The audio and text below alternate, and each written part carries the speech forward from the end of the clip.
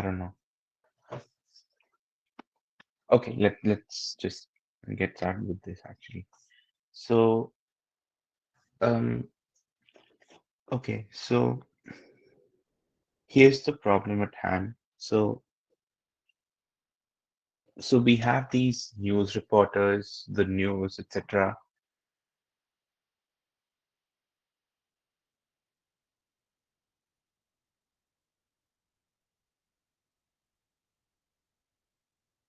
You're again muted, like I don't think you're audible.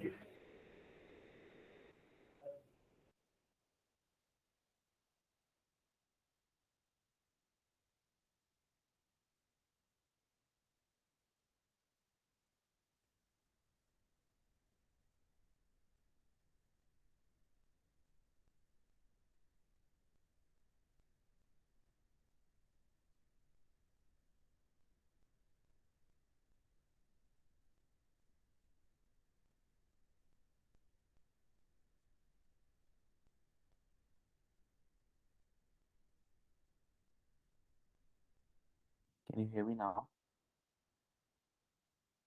Yeah. Okay. So so we have various predictors that predict whether it's going to rain or not rain. Let's just say it's binary, right? So either A happens or doesn't happen. Yeah. And we have various predictors. These are called experts. So we have N sources that predict this.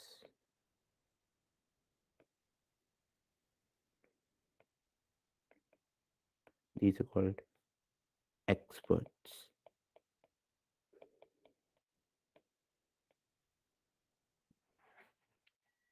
Okay. Wow.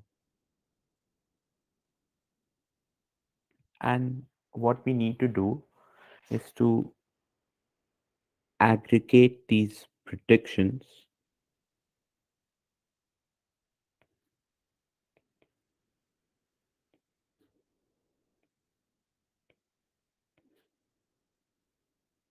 to form our own prediction.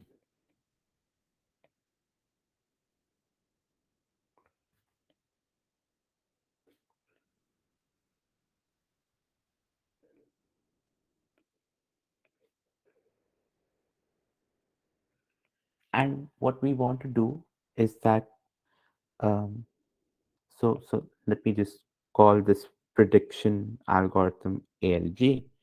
And let's also say that its performance system ALG. So basically, what I want to say is that we want that the number of mistakes by and is not much more than the number of mistakes by best predictor. This would be ideal, right? But maybe we can't do as well as the best predictor. So maybe something small, right? So maybe we're happy with something like this, something small, or something that grows small eventually, right? Alg is not the best predictor. Alg is what we will construct. So it's our algorithm. Okay. So so what ideas do you have? Like what's the first thing that you can think of? So let's just take an example. So let's say n is 4. So just to make sure everyone understands the setting, if n equal to 4, we have day 1, day 2, and then we have these predictors p1, p2, p3, p4, and they predict 1, 0, 0, 1. 1 means it rains, 0 means it doesn't rain. And then maybe the next state, something like this, and or or maybe let's say it's this, yeah.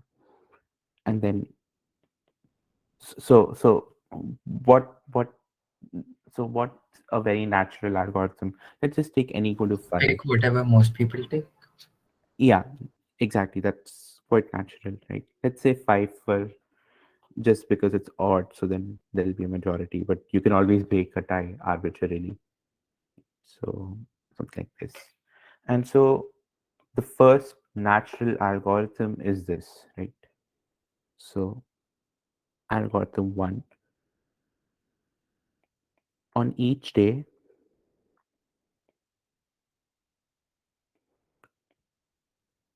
predict what the majority predicts.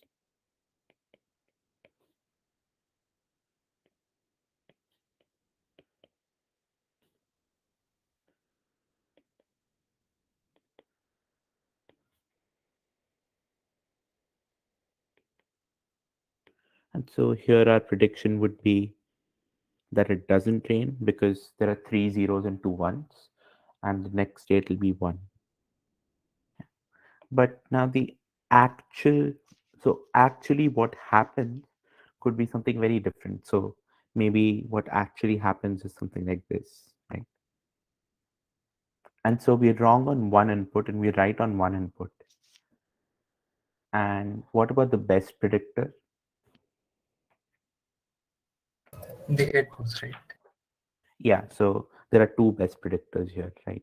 Just if we just stop at 2 days, this is the best predictor and this is the best predictor. Okay, but now, so this is alg 1. Now we want to sort of analyze how good this algorithm does compared to the best predictor. So how well does alg 1 do? In particular, I'm asking this. Can you tell me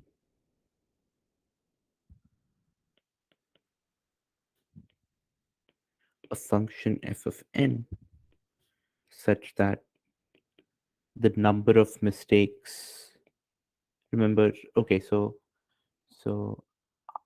I should write something. Okay, so when I write less than equal to here, I mean number of mistakes. So just take that into mind. So fn times, okay, actually let me write it out completely. So number of mistakes by arc 1 is less than equal to f of n times number of mistakes. What's FNST? Oh, st is such that, Oh, okay.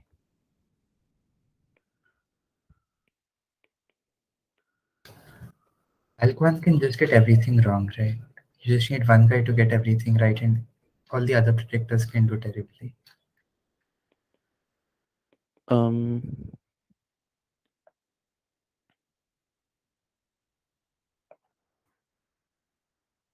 hold on, yeah. uh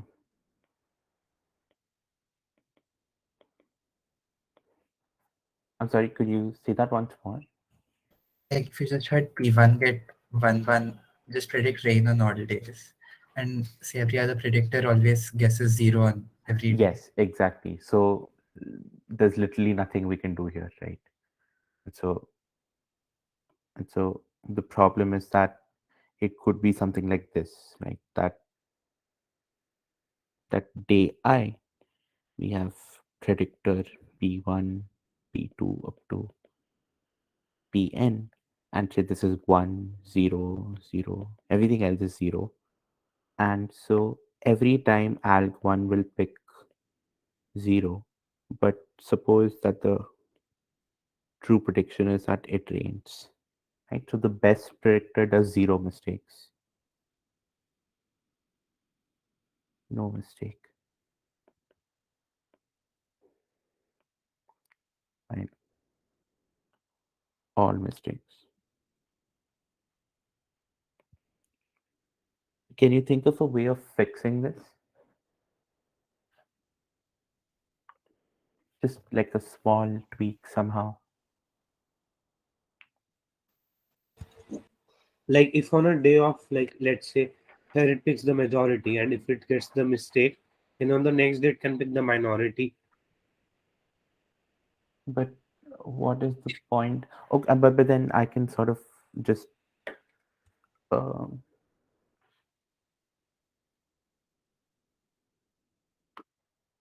well, I mean, I can always do something like this then. So say 100, and then what actually happens is that it rains, but then we pick zero. So now you're saying that the next day we'll pick minority, but then suppose the next day this happens, and so the minority is zero, but then it rains. So the next day, if you pick majority again, maybe this happens. Can you give like more weight to the to someone who got it right in the Yes, next? in fact, that's what we'll do later. So you're already a step ahead, but there's something even more fundamental. So, so think about discarding predictors that are wrong. So, what happens if we sort of discard predictors that are wrong? So, what if But we then it's possible that at a point all the predictors gets discarded. correct, but then reset at that point? I What see. if we discard wrong predictors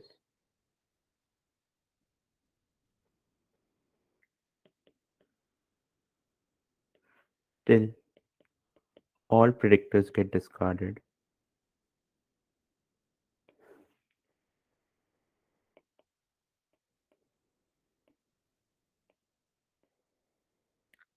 At which point we reset. Point. We reset all predictors. That is, we bring them all back into consideration.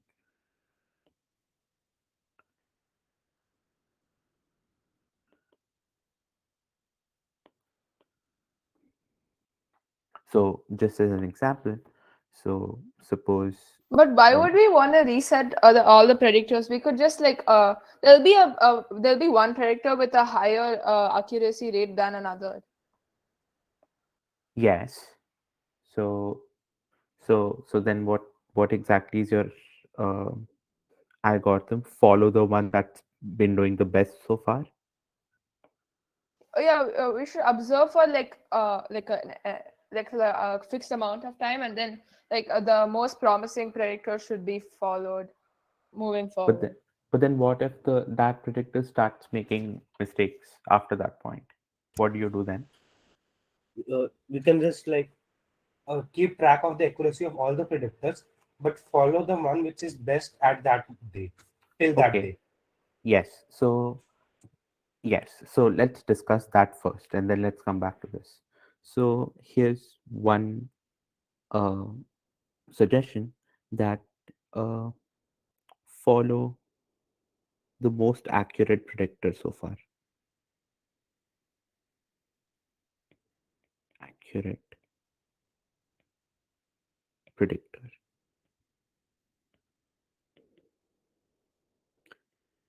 But now, can you find an example where this is not good? In fact, what do you do if there are ties between predictors? Just follow any one arbitrarily. So when if there's a tie between predictors and then one day they show like different results, we should probably just follow one like any one. Okay, just arbitrarily. Okay. So, um, okay. In fact, I'd I'd encourage if you can think of an example where your algorithm doesn't do that good. So Wait, actually, so if So if they're like if there's a tie, then we should go with the majority. Yeah. Okay, sure. So first day, of course, since there have been no predictions so far, we'll just go with the majority, right? So let's say it's something like 110, and so we go with 1, and suppose the true prediction is 0, and so we're wrong here, right? And so now P3 has the most accuracy, so the next step we'll follow P3. And so suppose this is 1 and this is 0 0, and we follow 1, and the true prediction is 0, right? And so now P3 was wrong and P1 P2 were correct, and so now they're all with 50% accuracy right now, right? So And so just now repeat we'll this. follow the majority. And so now 0 0 0 1 1 0, etc., right? And notice that eventually all of them have 50% accuracy, and we have 0% accuracy.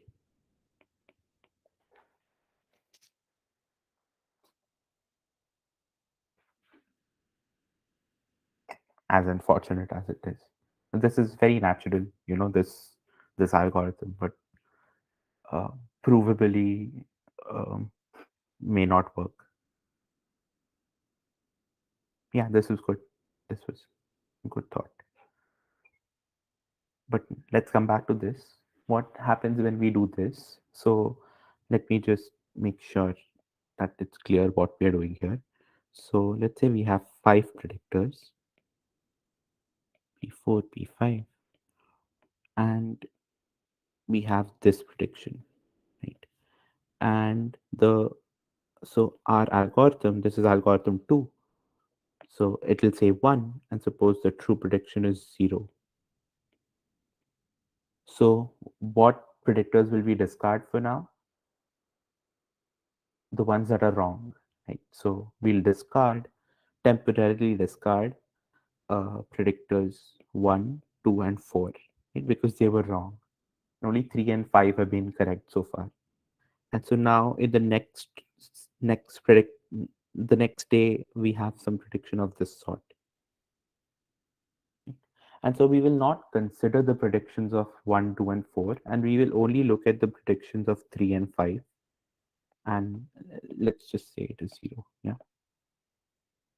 And we will decide a majority on this. Since there's a tie, we'll just pick one arbitrarily. Let's say we picked 1, and the true prediction was 0 again. Suppose we're wrong again.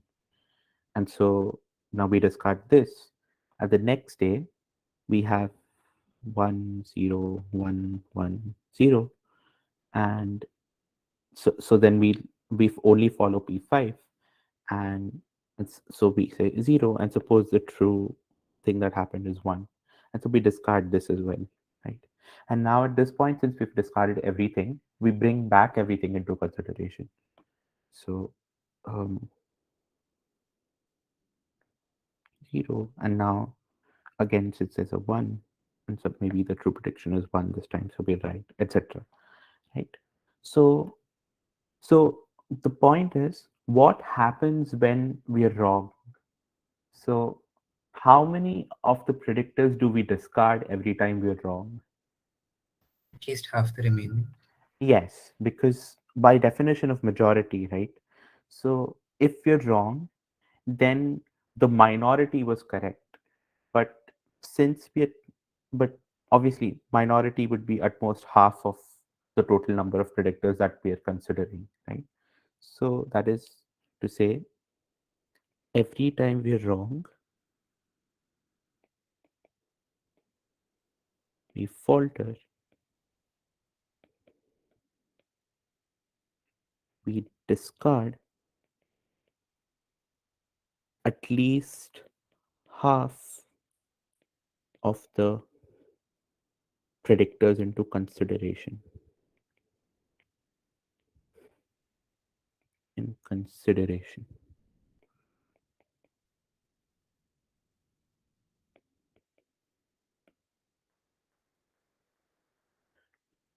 Based on this, can you tell me something of this sort? we differ by the best predictor by at most, like the best predictor gets at most like 1 minus 1 by log 2n accuracy. Yes, something of that sort. In fact, so the point is that every time we make log n mistakes, base 2.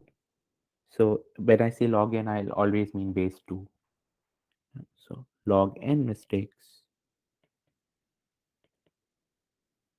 every predictor must have made some mistake, right? Because log 2, so if there are 5 predictors and we make 3 mistakes, then we must have discarded all predictors at least once, right? Because we half every time. And so if there's still a predictor that has not made a mistake, then there must have been at least 8 predictors, which is not the case, right? Um, Maybe it's like a log n plus 1, but it doesn't matter, right? So so the point is that every log n mistakes, uh, each predictor has made at least one mistake. Mix. I'll just write the exact thing maybe. It should be log. Um, Can you just not write ceiling of log 2? I think it should be something like this, right? Or one more than the floor. Yeah, oh, it's the same thing actually, but I think it should be one plus floor log n.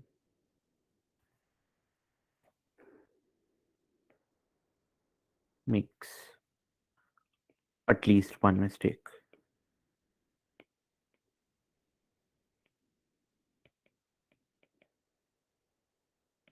And so we have that uh, number of mistakes by algo 2 is at most 1 plus log n times number of mistakes by best predictor. But this is not very good in some sense, right? I mean, log n is not a great constant. It's not even a constant, right? It depends on n. So not a superb result, but not too bad.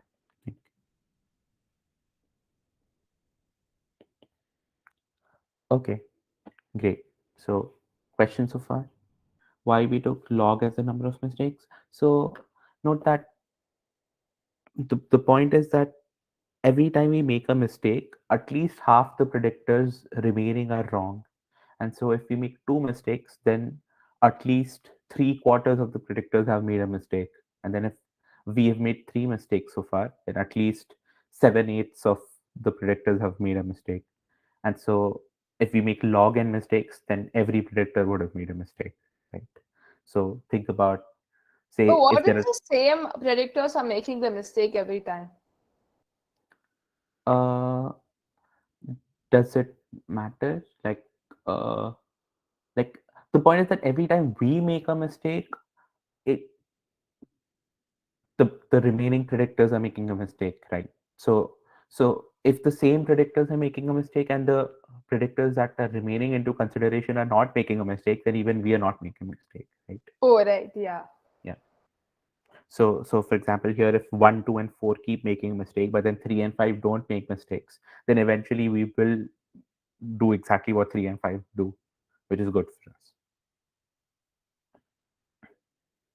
Yeah, so it's different from our initial algo in the sense that since at every step we are only considering predictors that have not made a mistake in this round, uh, the end of the round guarantees that every predictor has made a mistake. Otherwise, we would have kept following the predictor that's not making a mistake, which is which is what gives us this log factor.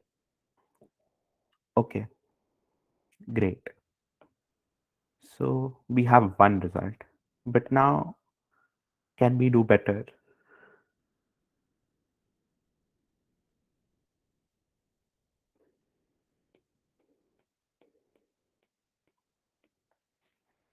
In fact, uh, notice that this is really what we're really doing is that we're sort of assigning weights to predictors, right? So someone mentioned weights before, and what we're doing is that initially every predictor has a weight of 1, and every time a predictor makes a mistake, we assign it a weight of 0, and then we take sort of like a weighted majority, right? So it's like a 1-0 weight, and we keep doing this till all weights are 0, at which point we reset all weights to 1. Yeah, so maybe we can sort of generalize this, right? So, Weight it with how many we've got right so far. can you say that once more? Or weight them with how many we've got right so far. Um, well, I mean, okay, this is not exactly that, but actually, I guess this is exactly that, right? Oh, no, no, because then here we would be considering something different. Um, uh, Number of things we've gotten right so far is a good idea. Um, okay, let's try it. So, can we assign, well, rather, we can assign weights to predictors,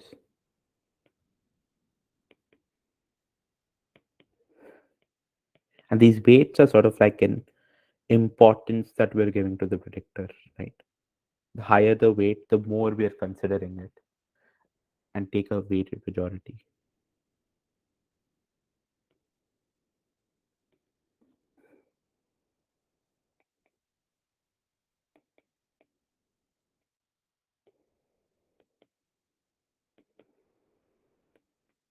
Okay, so let's see. So one suggestion was that um, the weight of predictor I is equal to uh, the fraction of mistakes, or rather the fraction of correct um, predictions, right? Or the number of correct predictions, doesn't matter. Number of uh, correct predictions.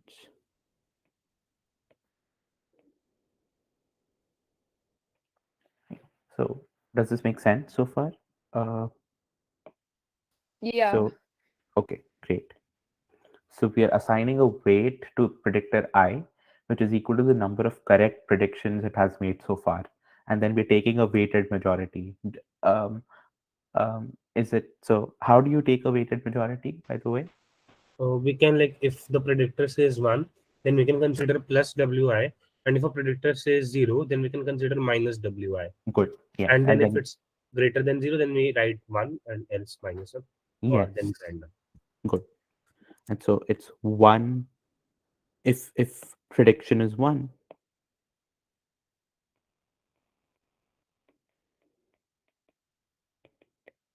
We consider a plus wi, and if the prediction is minus 1, we consider a minus wi, and then we sum across all predictors. And so we Aren't do the this. predictions 1 comma 0, by the way? Yes, sorry. Prediction is 0, then minus I. We consider this summation wi times xi, where xi is 1. Think of this as xi to be 1 if the prediction is 1, and minus 1 if the prediction is 0. And so that we look at the sign of this. If it's more than 0, then we predict rain, and if it's less than 0, well, equal to 0, just arbitrarily break the die, maybe like flip a coin or something, and not rain. Arbitrarily or randomly, it's up to you. Okay, great. Um, well, also this is more general, right? So this is what we do for any uh, weight rule, and so this is weighted majority rule.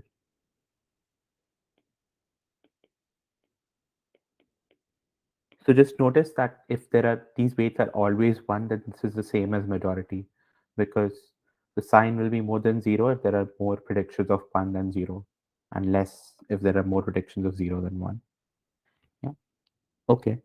So question: what happens if WI is number of correct predictions so far? But how will it be less than zero because we're only adding oh wait now. So when yeah, so when the prediction is zero, we're doing minus WI. Yeah. Yeah, okay. So maybe I should have taken predictions to be one and minus one, but it's fine. Okay, so let's think about this. What happens when this is the case?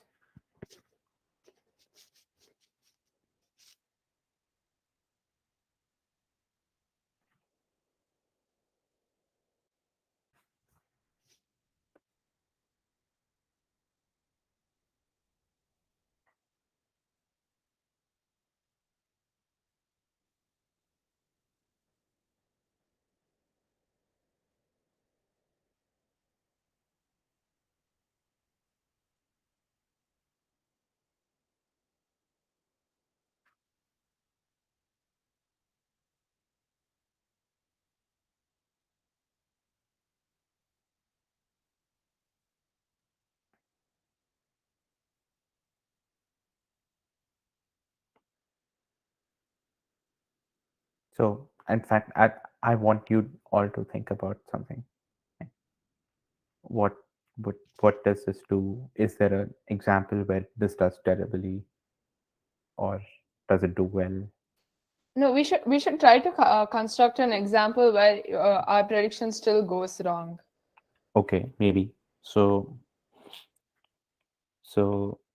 okay, so can you think of something? Just anything. Maybe we should take five characters again, or let's try for three. Yeah. So the first date shouldn't matter so much. Let's take 110 and um, our algorithm and what the true value is. So firstly, we can just go with one because majority. Right. And suppose it's zero. Yeah. Yeah. Then And so now the weights are zero, zero, 0, 0, and and 100. yes.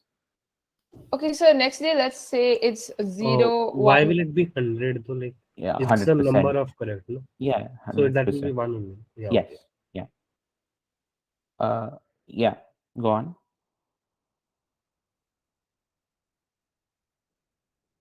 So the next day, it will be, we can just assume that it's the opposite. So 0, 0, 1. Okay. And so the algorithm says 1, and the truth is like probably 0. Okay. So then this and this both have made mistakes. Good. Okay. So So each of them have a probability of 50%. yes, but let's just increase the size the of this a little bit. So let's take this, and our algorithm says zero, and uh, sorry.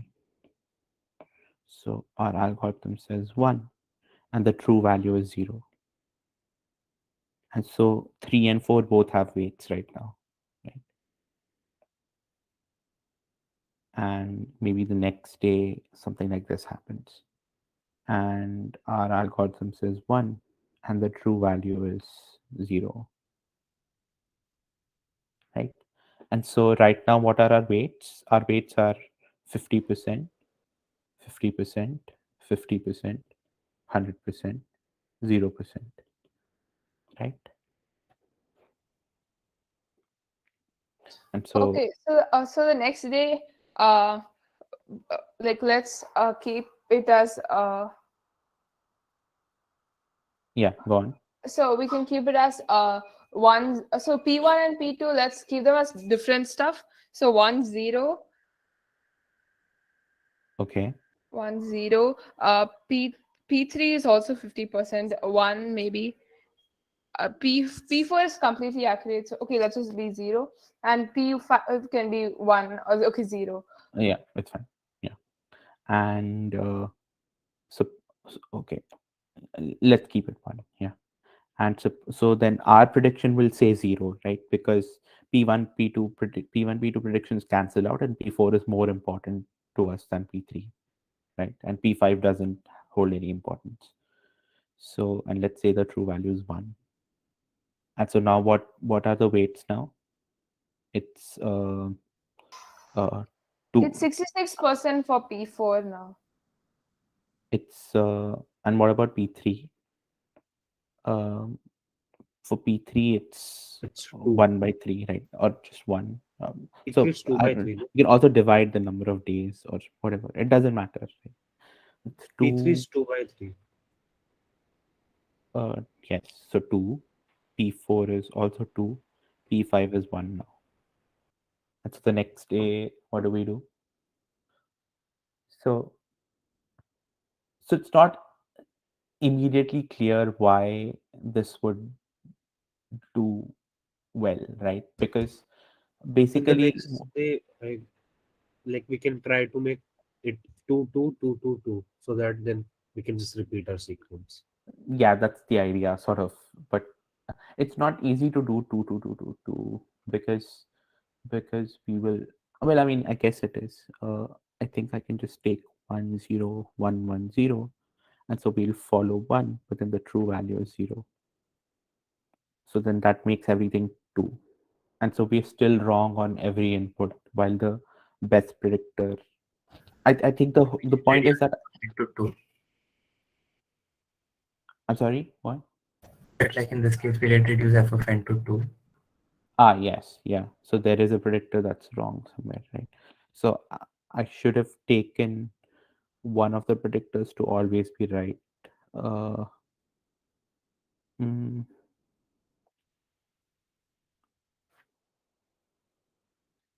uh, yeah, let's think about it. Uh,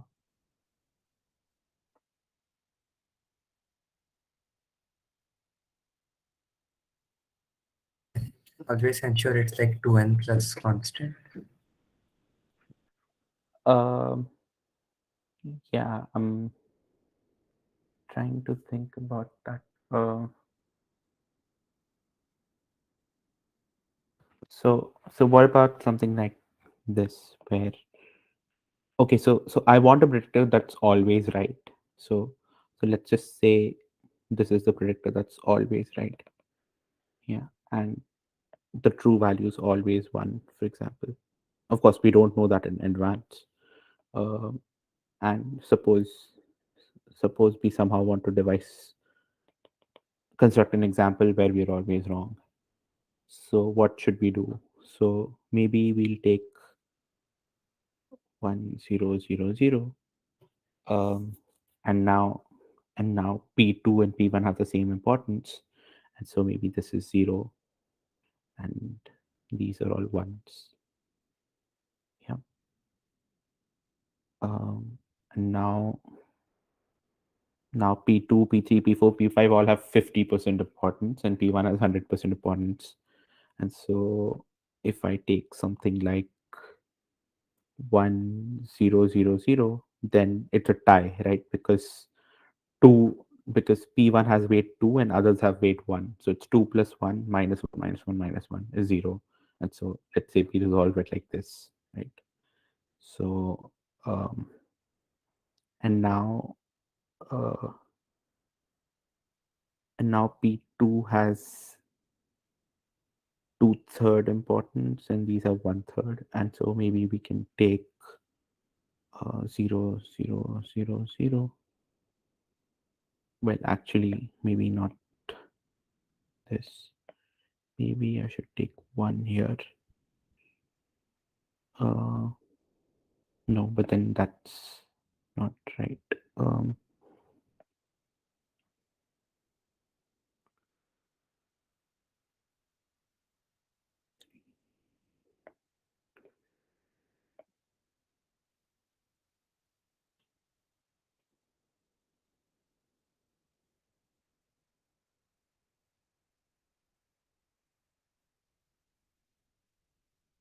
Yeah, I'm trying to construct an example where two of the predictors are like 50% right, and um, something of that sort. But uh,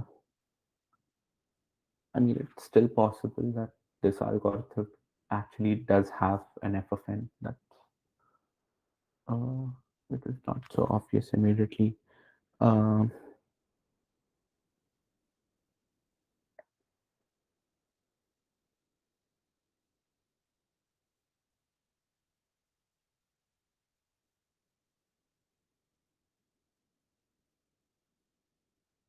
so how does this do? How does this algorithm do?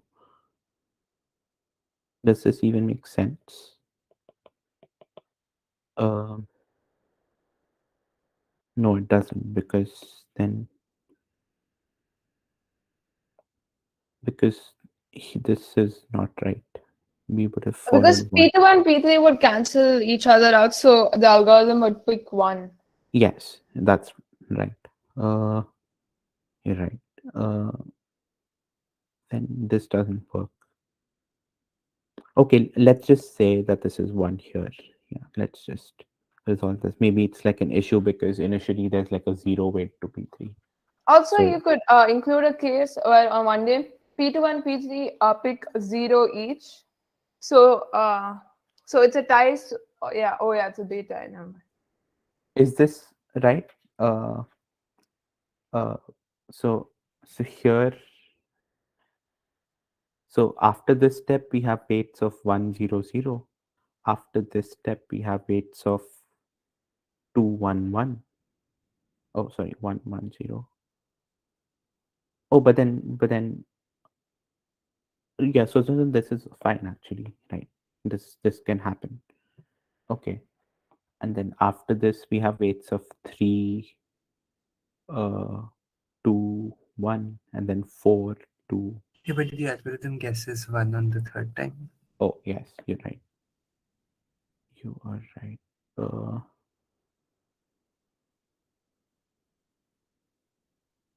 Hmm.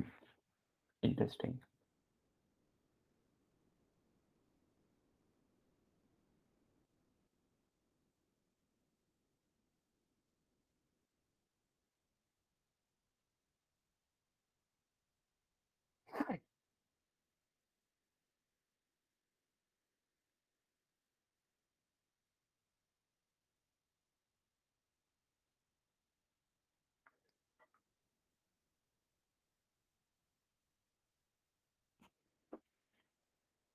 So then, is it the case that this does have an upper bound?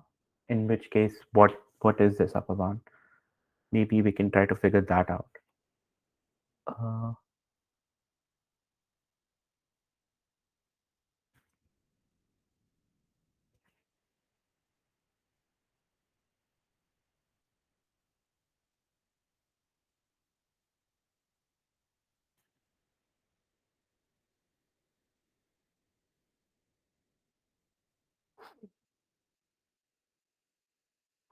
oh, by the way, this is sort of like in the long run, right? So it's not like if we stop on the first day, then this is not true, right?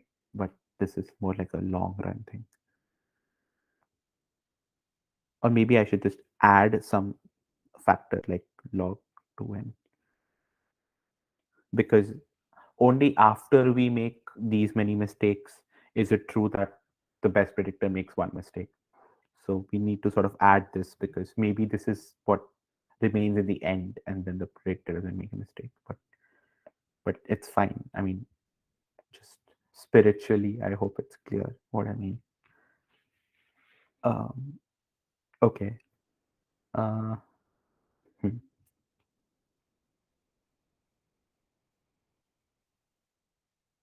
So maybe let's think about what happens if there is a predictor that never makes a mistake.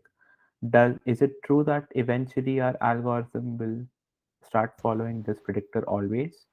Yes. Uh, why is that? Like But if that. if like one predictor keeps getting it right, then suppose like the other two also like get it right for a long time, So and then suddenly, so if they get a higher weightage than uh, the the right predictor, then the algorithm could go wrong.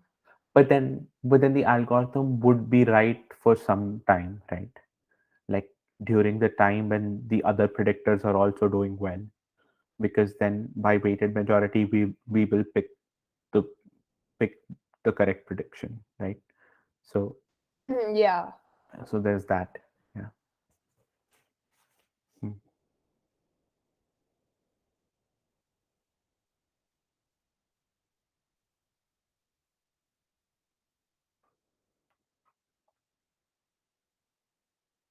Suppose it is the case that we are always wrong and that there's one prediction that's always right. Let's try to analyze this case, right? And so then what happens in this case is that uh, that summation w so that is so w1, in fact, without loss of generality, I think we can just take these as ones and these as zeros. It doesn't matter, I think. So we can take w1 to be more than 0, but then summation wi xi is less than 0 always for any different time, right? So then these But weights change. eventually, won't it become more than zero? Because if it's always going to be correct. Why is that so? Because it could be that the other predictors outweigh the first one. No, like uh, it's But the right, I mean, the truth is, it's always one, right?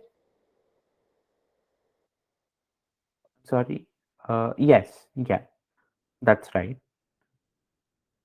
But I could, So, like, but how do so you the prove it? other Like, two predictors can't outweigh the first one, like forever. true, yeah, but how do you prove it? Like, exactly when does this happen? Exactly at what point is this impossible? Is what I'm asking. When each of the other When faulty weight is predictors go greater wrong at than the least other two. once. No, that's not true, right? Because if P2, P3 go wrong at least once, it could still be that they both combinedly outweigh the first predictor, right? As long as If their P1 is less percentage, than, I mean, W1 is less than W2 plus W3. More than W2 plus W3, you mean? Or if it's less than Ah, yeah, W2. yeah. I mean, you need that to be, But then yeah, W2 plus W3 will grow by 2 each time. yes. So it will That's catch up. that's the example I'm trying to find, which is why I'm trying to do this 50% thing. So, yeah, but uh, it's is it even clear?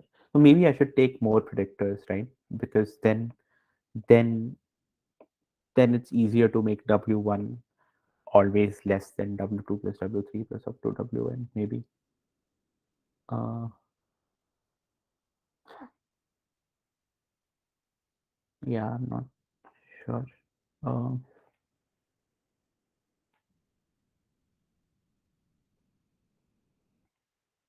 should we come back to this example at the end of the lecture?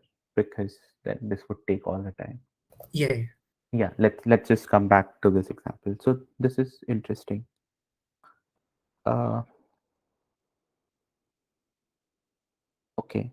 So the algorithm that I had in my mind, which was really inspired from algorithms in machine learning, really, was that what you do is so now we'll denote these weights and we'll have some timestamp which tells us which day we are on. So in fact, let me start from 1. So these are the initial weights, right? So or let's start from 0. Yeah. So this is the initial weight. This is 1 for all I initially. Yeah. And now what we do is, sorry, let me just wait. What we do is that at timestamp tan t plus 1, we keep the weight the same if predictor I, What's t plus 1? it's the next timestamp, like Okay. like what the weight is after the prediction on day t plus 1. Yeah. So if predictor I predicts correctly, so let me keep this 1 actually correctly.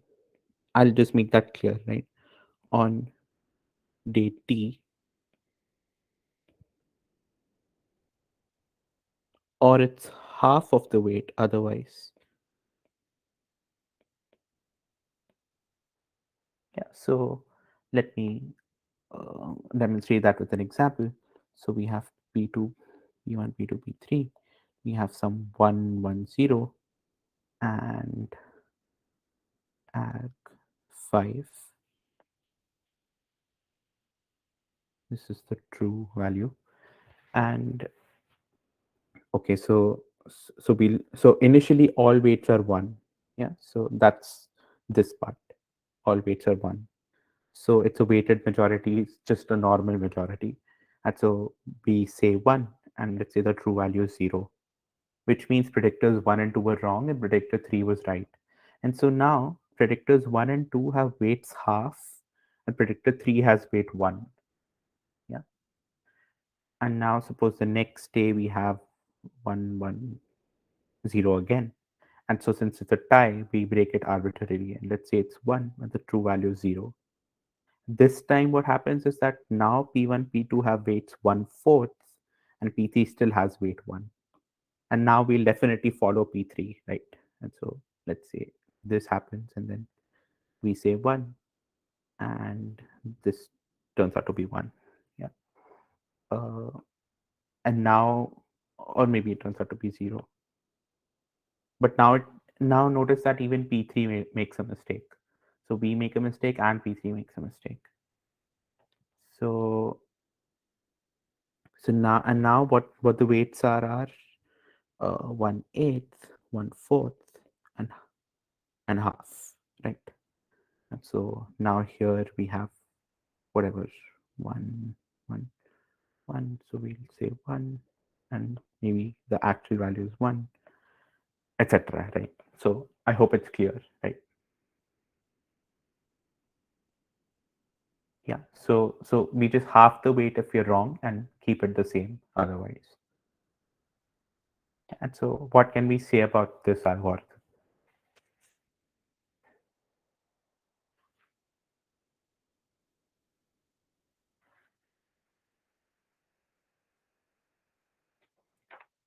Is it immediately clear what happens if one predictor is always correct? So if you get it right, then it doubles. No, it stays the same. Okay. Only if it's wrong, it halves.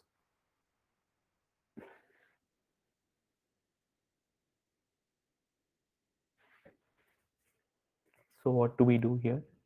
Like, what can we say?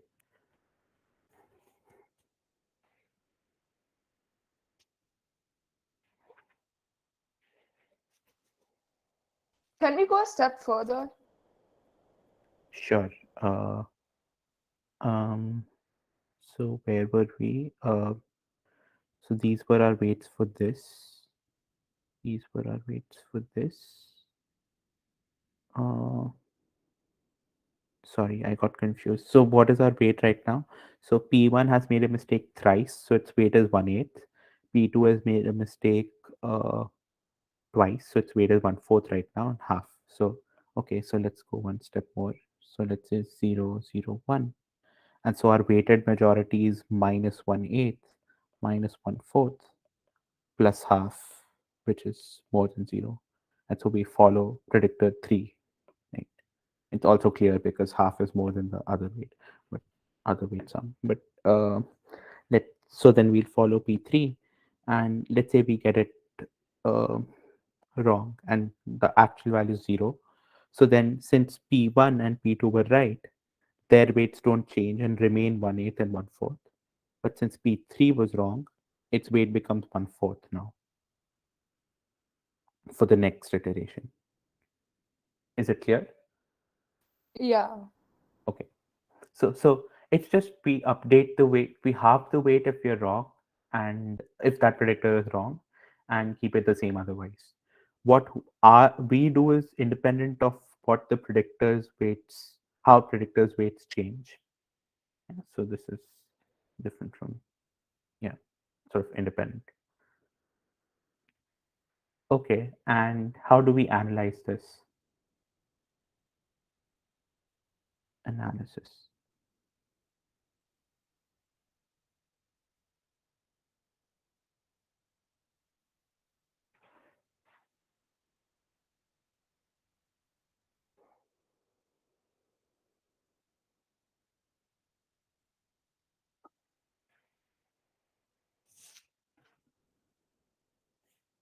Any ideas?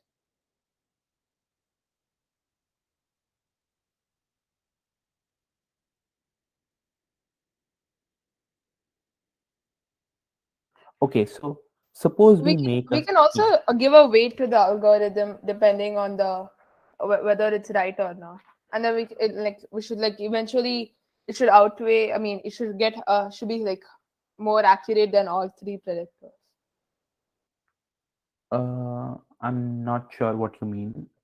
Could you say that No, once I more? was saying so like the algorithm got it right only once, right? So its weight would be 1/16.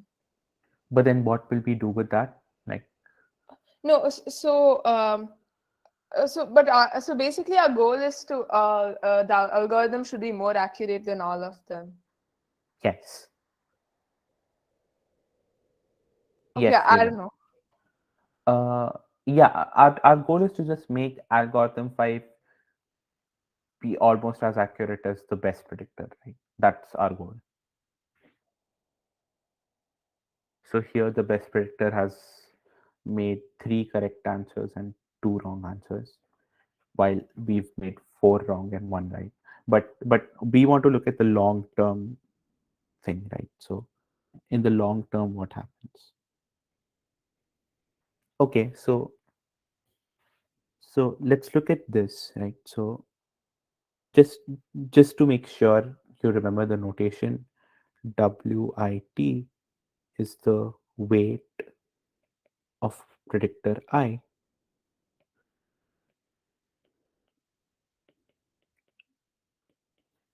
just before day I. That is it, day T, sorry. Or I'll use small letters here. Okay, so let's analyze this. Yeah. So first of all, I define capital W of T to be the sum of all weights.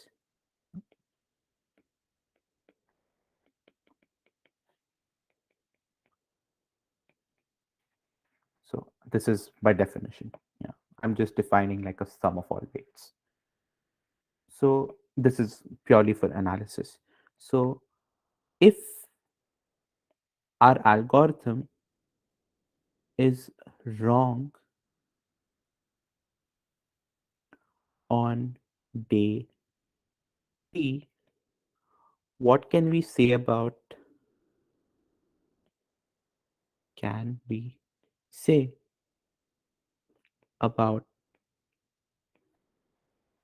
WT plus 1 versus WT?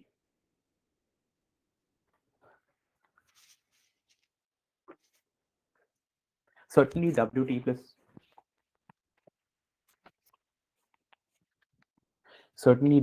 plus 1 is less than WT, right? Because weights only decrease. But can we say something stronger?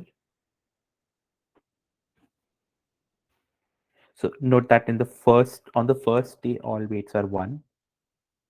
So our sum of weights is 3. The next day it's 2. And the next day it's uh, 3 over 2. And the next day it's something else, etc. Right? weight is like less than or equal to two-thirds of the previous weight, Why is it two-third? because there is one set of weights that is greater than the other. So will it be two-third or And will it that's be? getting Uh, so the larger sum of weights is getting halved, right? So is it two-third or is it something else? oh, three-fourths. Yes, exactly.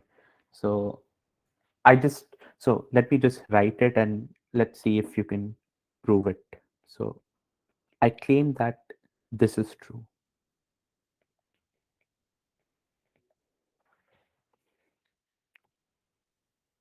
Why?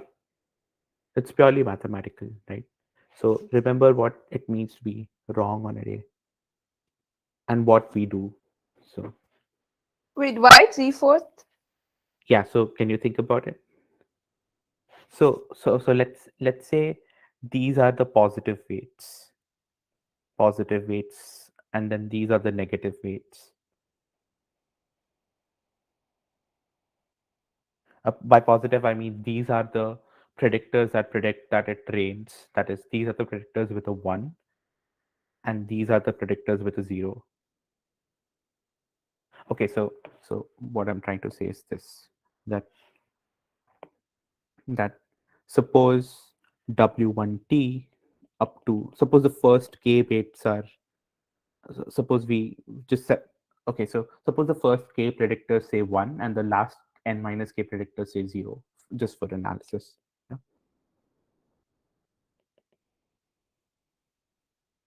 Uh, then what we are really doing is we're comparing this sum to this sum, right? That's how we're deciding which to go for, right? So let me write that down. So suppose predictors p1 up to pk say 1 and pk plus 1 up to pn say 0. So then this is what we're deciding, right? We want to know which of these is larger, and then we'll go with that. That's the same as weighted majority, right? So suppose this is larger, then what do we go for? We go for 1, right? Then uh, let, I should say suppose, yeah, suppose this is larger, then we go for the prediction 1, but we are wrong. That's what I assumed, right? So what happens when we're wrong? What happens to the weights? For P1 to PK, it gets half. Yes. So each W1 up to WK now become half, right? So that is W1T plus 1 is W1T by 2, so on up to WKT plus 1 is WKT over 2, while all other weights remain the same. That is WK plus 1T plus 1 is WK plus 1T, etc. So this means, and so now what can we say about the sum of these? So what can we say about W1T by 2 plus up to WKT by 2 plus, I mean, so yeah, plus WK plus 1T plus up to WKT. Why is this less than equal to 3/4 of the entire sum?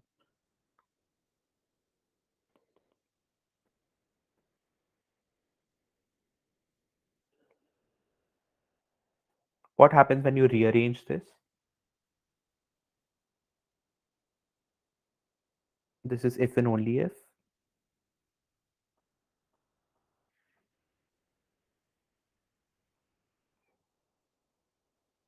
The first k are greater than the rest. Yes. So this is if and only if. So note that this this gets a 4, this gets a 2, and there's a 3 3 here. So this is equivalent to saying WNT is less than equal to W1T plus up to WKT, which is true by this, right? We assumed it's true. So basically what is happening is that the way, so the predictors that predicted incorrectly had their weights halved, but these were the predictors that actually had a sum of weight larger than the others, right? That is basically our total sum of weight is split into two blocks. One is the larger block and one is the smaller block. But since we predicted incorrectly, this becomes half.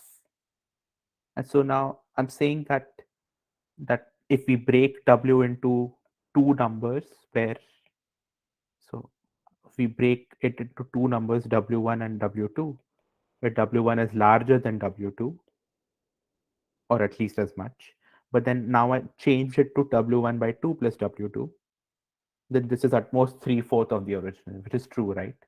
Because I've subtracted W1 by 2, which is at least 25% of W. Does that make sense? Yeah. Okay. Okay, great. So we have this. And so sort of like a corollary,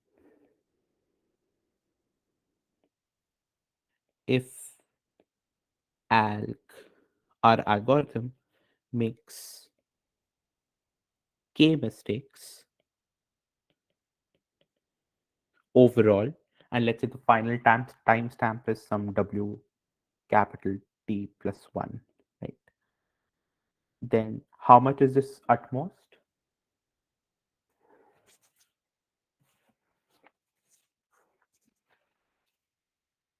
So remember, By yeah, per t. sorry, Per can you say that once more? 3/4 to the per k W1 And what is W1? n. N, right? Is this clear? Because every time we make a mistake, our sum of weights becomes at most 3/4. So if we make k mistakes, our weight is at most 3/4 raised to k times the initial weight. And the initial weight is just 1 plus 1 plus up to 1, which is n. Great. So we have this. Yeah. Also,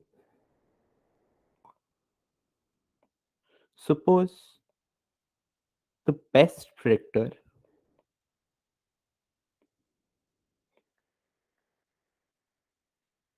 makes um, what variable should I use? Uh, can you tell me some good variable name? Let's say m mistakes.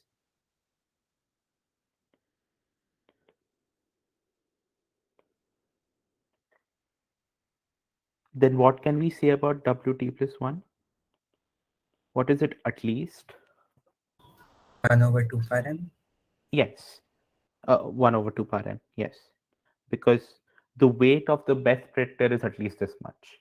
And so the sum of weights will also be at least this much. Is this clear? Because this is equal to w best t plus 1. Yeah. So this is exactly m mistakes.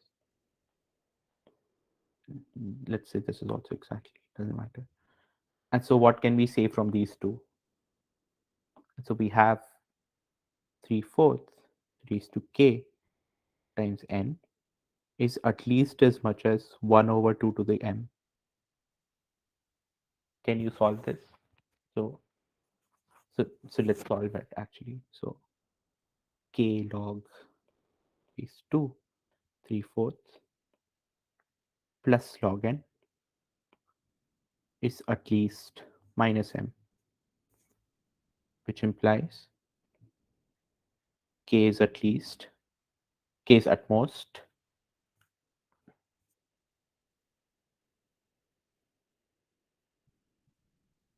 uh, anyone? So it's at most m plus log n times log, uh, sorry, it's Divided by log 3 by 4. log 4 by 3 actually, because I've already taken like a sine thing, right? Like, so I've written this as, note that log 3 by 4 is negative. So if I write this as log 3 by 4 is at least minus m minus log 2n, Oh, right, yeah. then I divide, I need to switch the sign. And so I've already taken a minus everywhere. So yeah. Okay. So which is, so how much is this constant? Let me just Google that. 1 over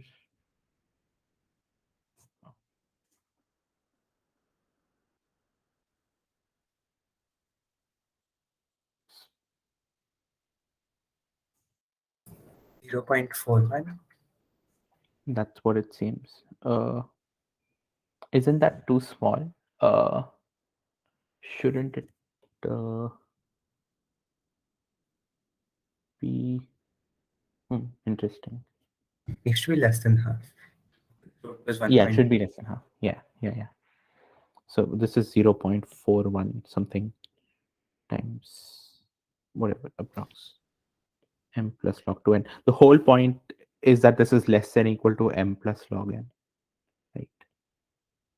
I mean, this is very crude, but the point is that other than this additive factor, we make as many mistakes as the predictor, which is great, right? I mean,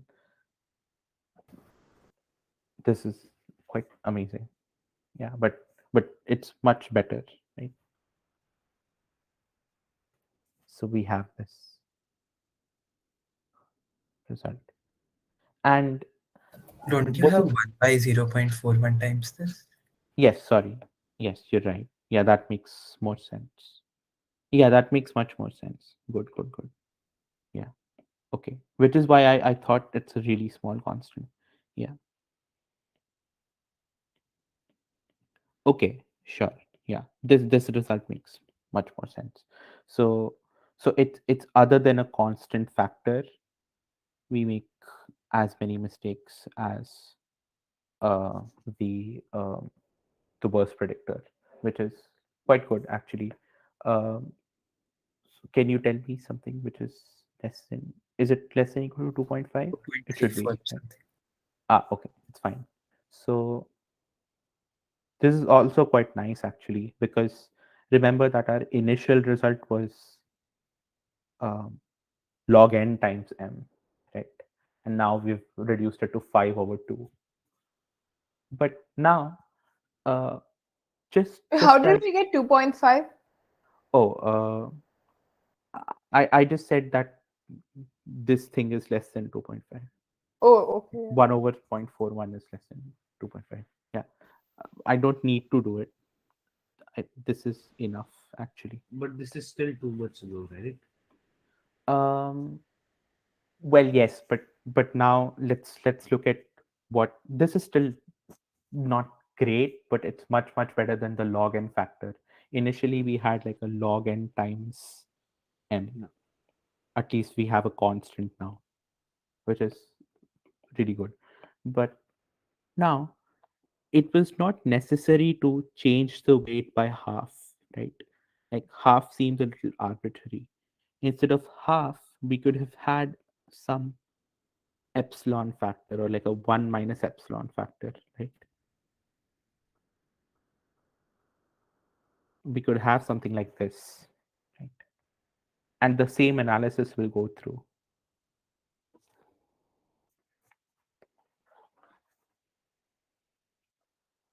And what exactly would the analysis look like? Can you just tell me directly what the corollaries would be? Like, if we make this change, then what can we say about wt plus 1? So note that if the best algorithm makes m mistakes, then we will have this, right? By the same logic. But what would the upper bound be? Instead of 3/4, it will be something different.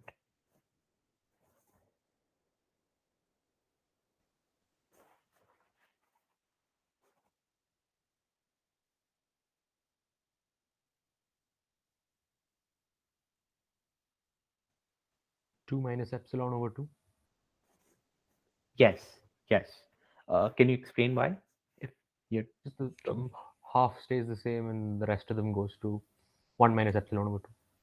Yes, exactly. So again, we'll have every time we make a mistake, the larger proportion becomes 1 minus epsilon times W1, which means we subtract an epsilon times W1 factor, which is at least as much as epsilon W by 2.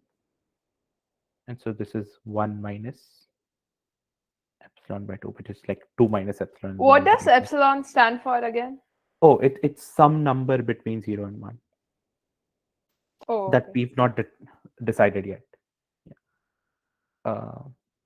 And then this is 1 minus epsilon over 2 times uh, k times n, right? And then when we solve this, what do we get? We'll get something of this form. We'll get something like k is less than equal to 1 plus um, uh,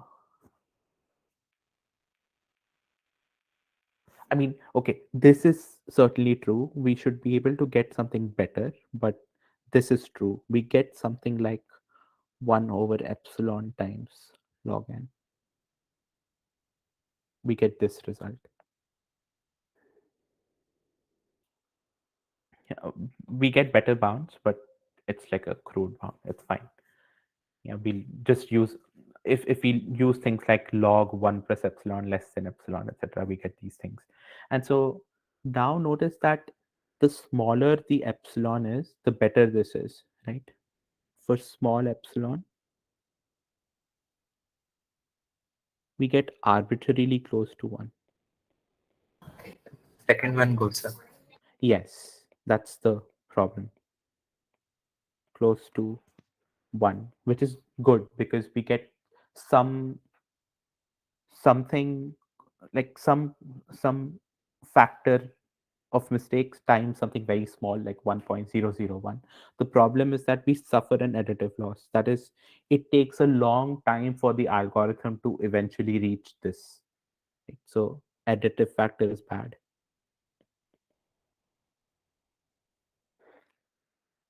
The qualitative idea is that since epsilon is so small, our weights are changing so slowly that initially our algorithm will make a lot of mistakes because it will keep the weights almost the same. Only in the long term does the algorithm understand what is happening. Right? And so, while for larger epsilons, there is no additive factor because not much additive factor because we change these weights quickly. But then since we're changing it so quickly, it's hard to adjust them back. And so that causes like that causes a this sort of a 5 over 2 factor, whatever this is, 2.34. Yeah, but this is quite a good result. So so we have a predictor which is good, and we've made these predictors from other predictors. And there are other algorithms. Let me just mention to you one more algorithm. So just one more algorithm. It's called hedge algorithm.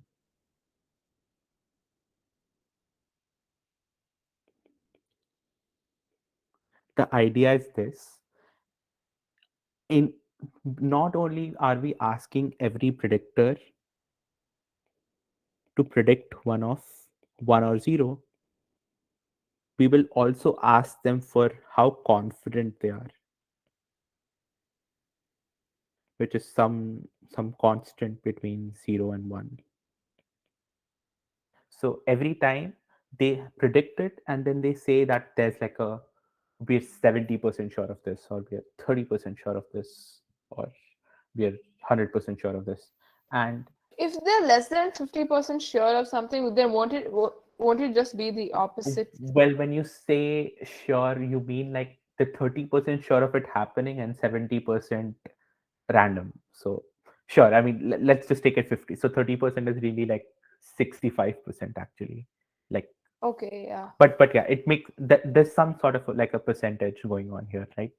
So um, the idea is that then if they're wrong, then you penalize them more if they were more confident. That is, their penalty is like this. So here, what we do is their weights change like 1 minus epsilon raised to whatever their confidence was times weight if they're wrong, and keep it the same otherwise. And so this algorithm does even better. I'll have to look up what the, let me just look up what the number is. I don't remember. Uh,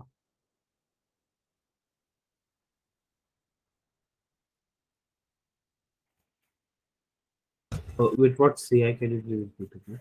oh, so CI is like, CI is something that each predictor will tell us. It tells us how confident they are with their prediction. And so if they were not too confident and they're wrong, we won't penalize them a lot because they admitted that they were not confident. But Yes. if they're very confident and they get it wrong, then we penalize them more. And T is the number of day, right? Yes, T is that day number. Yeah. Yeah. It seems that uh, Are we including a factor of their confidence in the sum? Like no, CIWI? no. The weights are just how the we're not. Yeah. So the it's still a weighted majority, but the weights change according to how confident they were. Um, I can't seem to find the. Uh, well,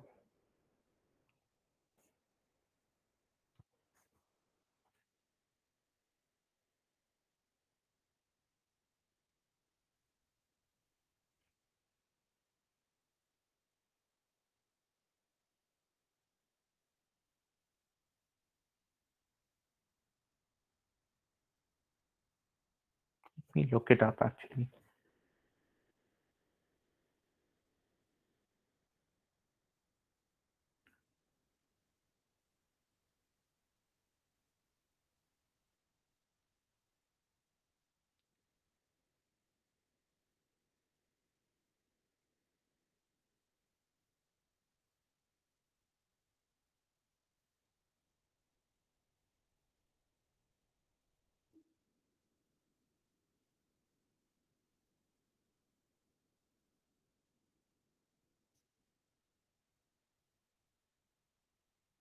Oh yeah. By the way,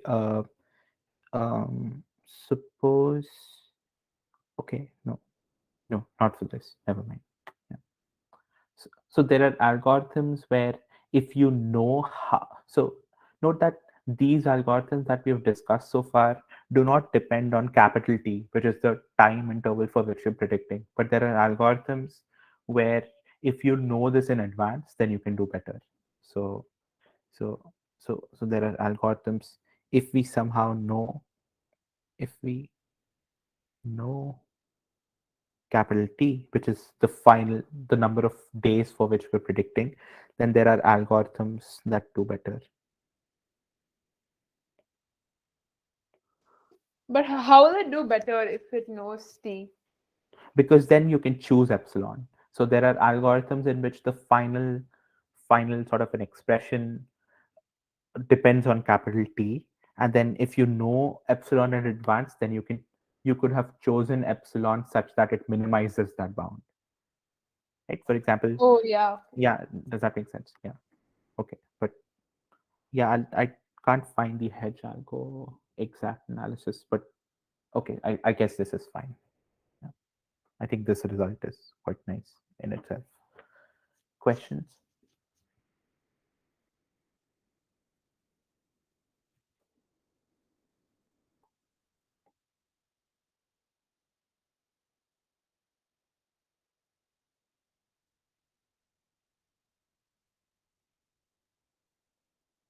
For some reason, what I remember is that in this algorithm, we get something like uh, less than equal to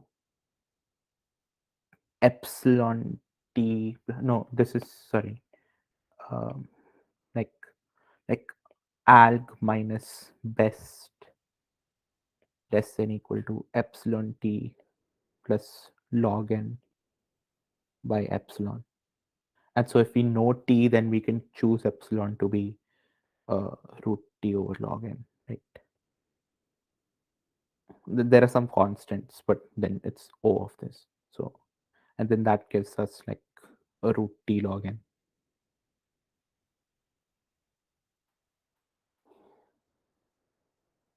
And then there are algorithms that change their epsilon dynamically. That also happens. So there are many variants of these.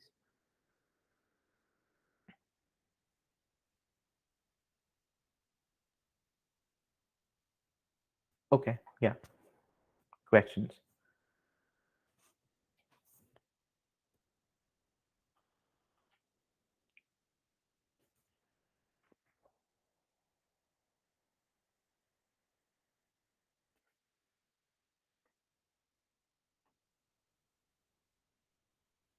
No questions. Which of this is like optimal to use in real life models? Often this is used. In fact, this sort of like a weighted, uh, even this is used. So, but this whole analysis is not just used in real life. In fact, it has applications to linear programming as well. So um, there are algorithms that use these sort of weighted stuff to solve linear programs fast. But I don't want to get into that. It's complicated, and I don't remember it well. Yes.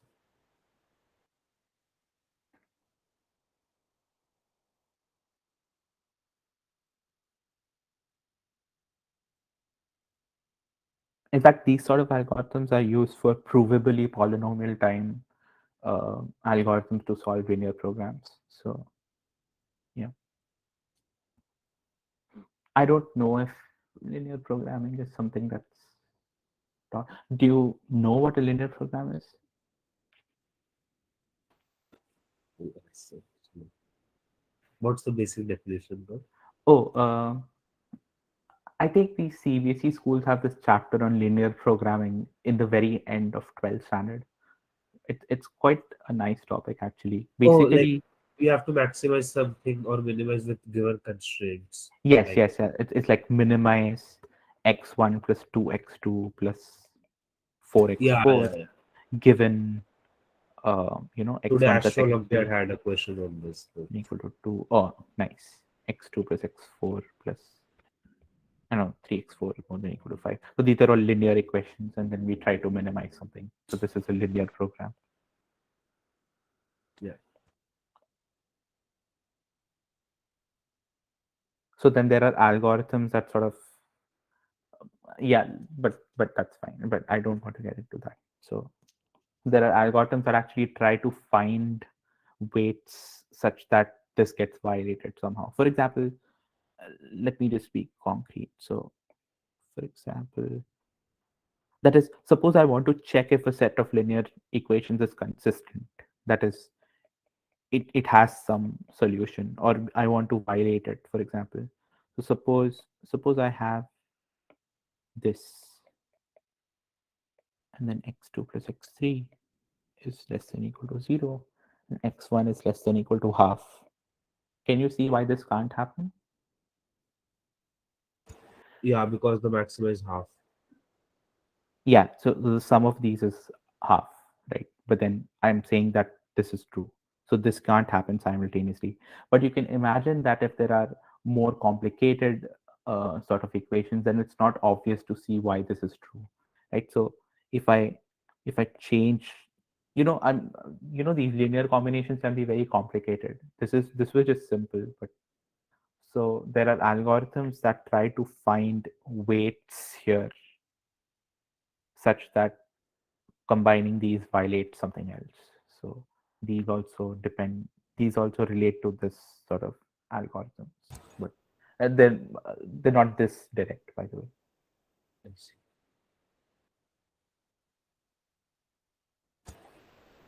How Okay, much of yeah. it is used in TCS? What do you use it? TCS or this? I mean, everything we did right now was TCS, really, right? Or maths. I mean, theoretical computer science and maths is all the same. Like, isn't machine learning different from CS? No, machine learning is a part of CS. Yes. In fact, machine learning has these weight updates that are similar to this. This was more theoretical, but there are algorithms in machine learning that do things like these.